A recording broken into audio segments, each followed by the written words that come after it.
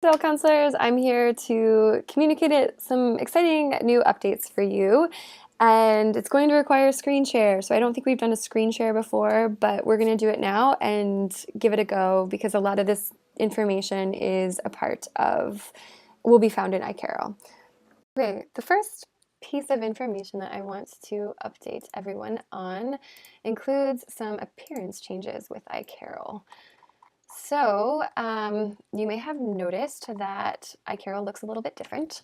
Most of the content is the same, just reorganized. They have also updated their language. Now, calls are contacts and callers are help seekers. So instead of call report form, you will see new contact form. If you want to click, instead of clicking on calls, you're going to select contacts, new contact form.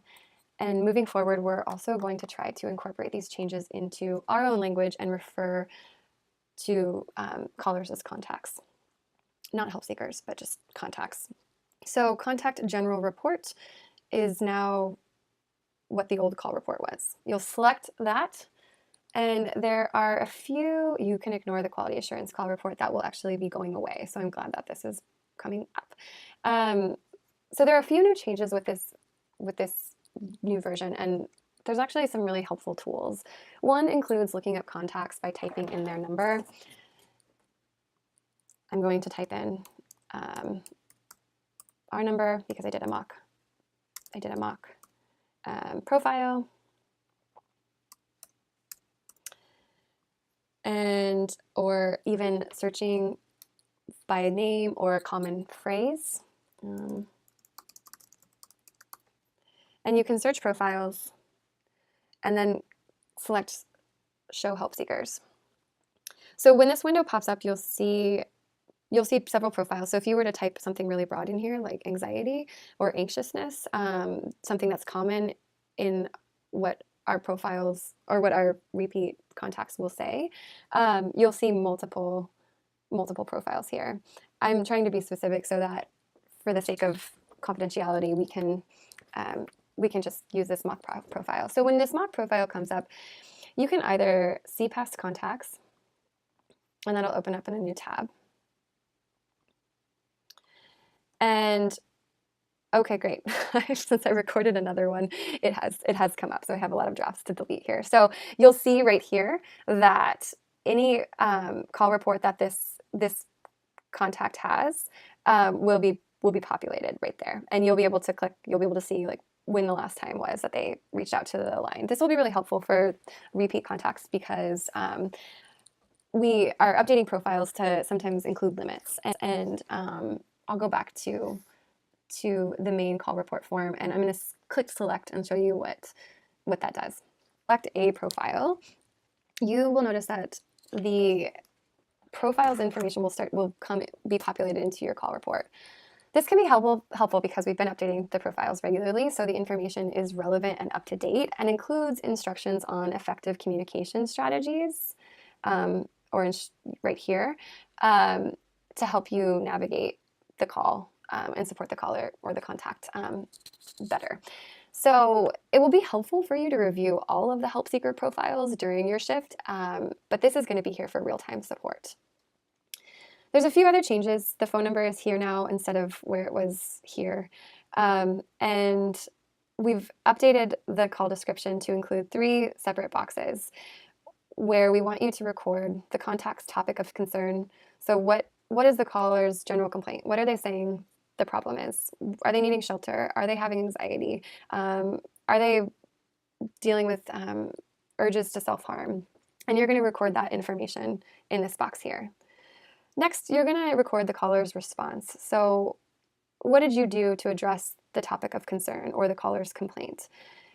Generally, this is going to look like provide reflective listening, brainstorm coping strategies, develop a self-help plan, or collaborate with the contact to develop a self-help plan, or connect the individual to resources. The next piece of information is the contact's strengths. So what gems are you looking at or what gems are you listening for with the caller? So what social supports they have available, what are their core values and beliefs, what coping skills have worked for them in the past.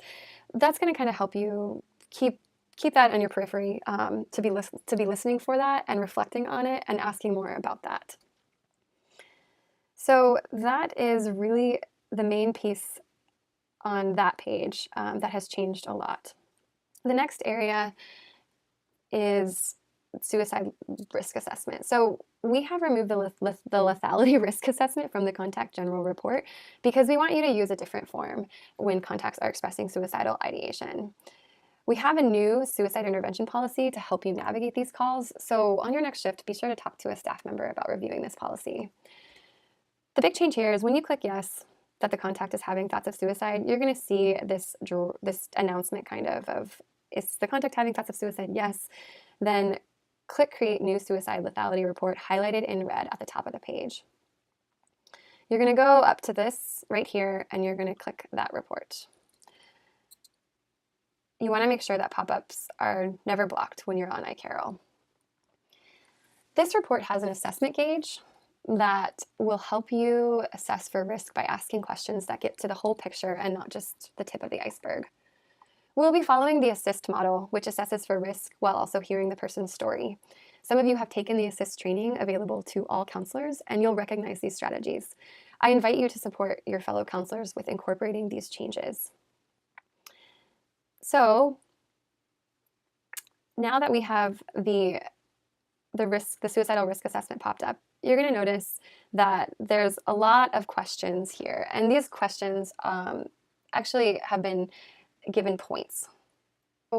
When a contact expresses suicidal thoughts, you first want to reflect on their courage of reaching out for support. And you know from training that for those contacts that might not be as forthcoming, you're keeping your ears open about signs of distress that invite help. If a caller is giving away possessions or saying something like, all of my problems will end soon, or saying they're feeling hopeless or guilty or worthless, you want to ask them directly if they are thinking about suicide. If they say yes, you want to hear their story. You might reflect in saying, you just can't live with this pain, or you're listening for or asking about desire, capability, intent, and social supports or buffers and connectedness. Just remember, a good rule of thumb is to provide 2 reflections for every 1 question you ask. So if you ask a question like, what was that like for you to go to a new school? The next thing you should say is a reflection. Like, it was challenging to make friends and you felt alone. This is obviously based on the contact's response to the question. They may continue to talk and offer you another opportunity at reflecting. And then you can follow up with a question like, tell me about other people in your life that could be supportive. This right here is actually a question for social supports. You can have prompts or example questions by clicking on this question mark by each of these areas. So tell me about other people in your life that could be supportive, family, friends, etc. Do you have any children, pets? Obviously with our callers, the children one is not going to be very relevant often, but pets. Who do you think would be most upset about your suicide? Who is the closest person to you in your life? What would he or she say to you now if she or he knew that you were thinking about killing yourself? So these are all questions that we really want you to explore with the caller. You obviously would select yes, that the caller is having thoughts of suicidal or thoughts of suicide. You're going to reflect on the courage that they have reached out to you, and you might ask, for them to tell me more about this. And you're going to be really listening for how persistent these thoughts are. So is it like every now and then, or how long have they had this conversation, or how long have they had these thoughts? And then that's going to be able to help you ask or answer these questions.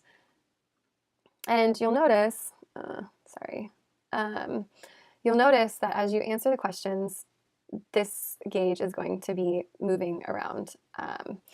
So again, have you ever attempted to kill yourself in the past? Yes. What's the psychological pain like? So again, some questions that you could ask. Is it physical? Is it emotional?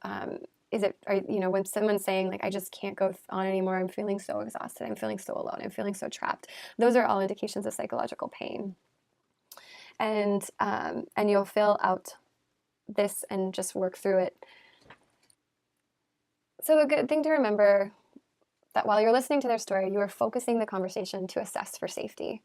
If after you say you just can't live with this pain and they say, yes, that's right, you can follow up and ask, and have you taken anything or done anything to harm yourself right now? If they say yes, then this requires an emergency response.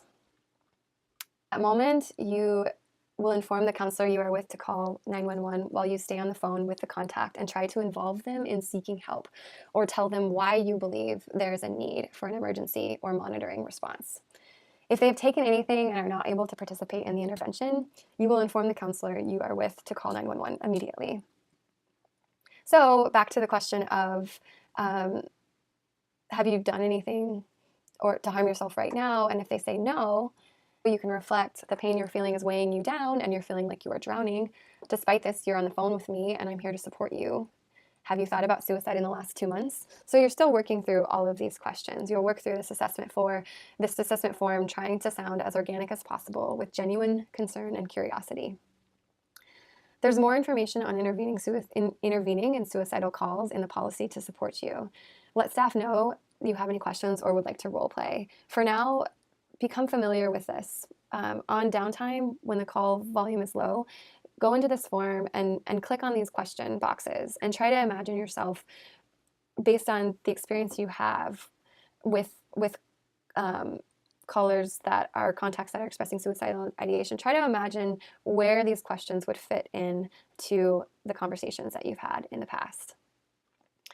You can even pull up your call reports and maybe even practice or like look at your chats or texts. And I'm going to show you how to do that. So if you go to contacts,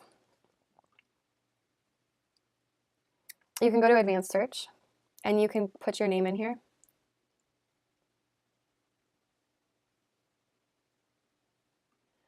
You can put a star because that kind of just indicates to search for everything.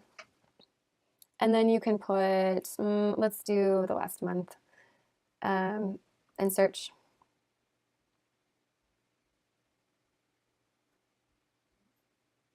And then you'll see your call reports. So you can click on your call reports. Text messages, text ones are good because they have the transcripts right there, and you can kind of try to visualize where you could have been asking those questions or where you would have been able to provide some more reflections.